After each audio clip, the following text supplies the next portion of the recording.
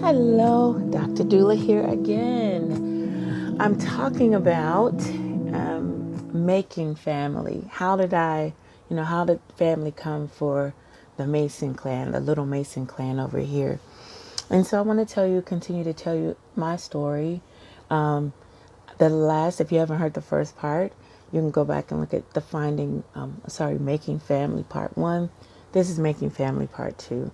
So there was a death in the family, and it is customary that, when there are weddings, when there are this, when there are that, the people come together, family comes together.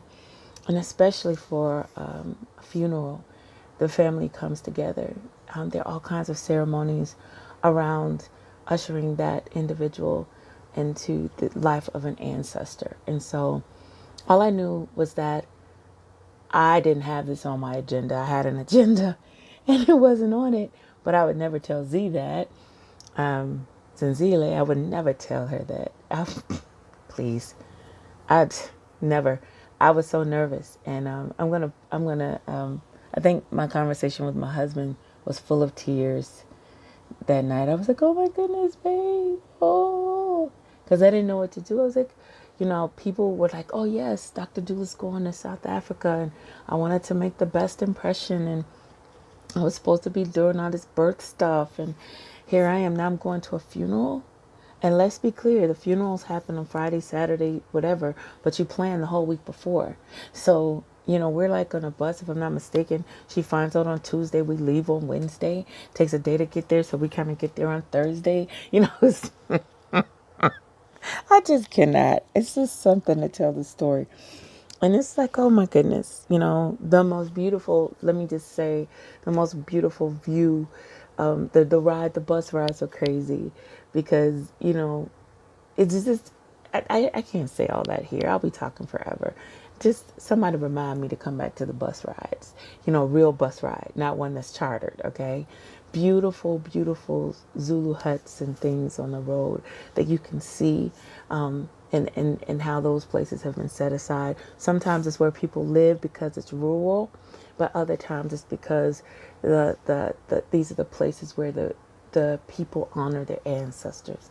So it's just really beautiful. We were on the bus. We get there, and wow, this is Zululand. KwaZulu-Natal is Zululand. This is Zululand, and I was so nervous. I didn't know what to think or what to do. When we got there, there was a memorial service that was going to be happening very close to the house, and so we went directly to the memorial service. It's not a memorial service like you're thinking. I don't know how to describe it, so I'm going to call it that, but it's not what you're thinking. A lot of singing, a lot of everything. It was just a hollowed out kind of building, small building. Reminded me a lot of the buildings were in the South, my mom's old schoolhouse and things like that. So there was something very familiar about it. And I walked in and I saw Mama Maureen. So Mama Maureen, I went over and I greeted her. I bent down and I kissed her. And then she pointed to Mama Africa. That's her surname is Africa. And Lindiwe Africa, Mama Lindiwe. And she pointed to her and I bent down and I greeted her as well. I wasn't sure who could speak English, who could not.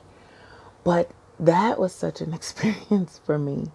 And we haven't even gotten to anything else, but it was an experience. It was such an experience for me. And this is what I'll say to finish this out, because I don't want these to be very, very long.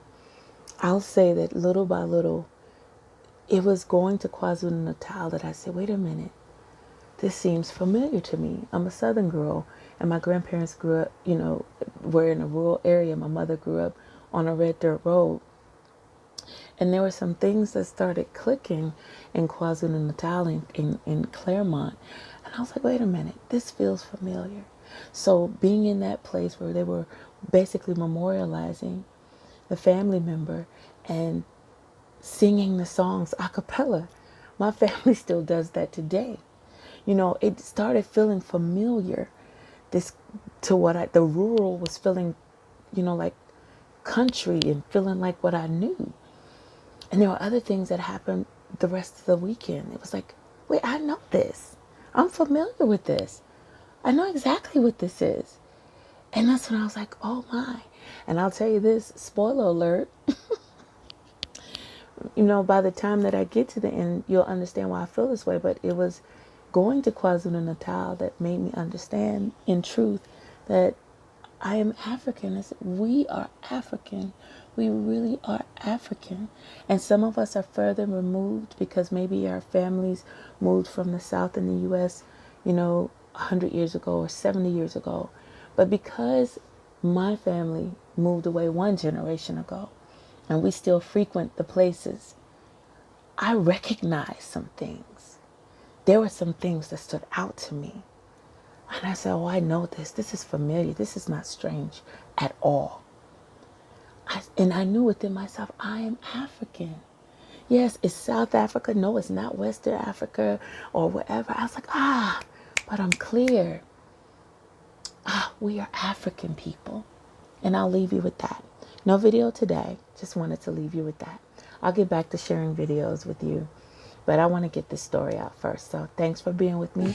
I'll continue talking about how I made family and our family made family in the next one. See ya.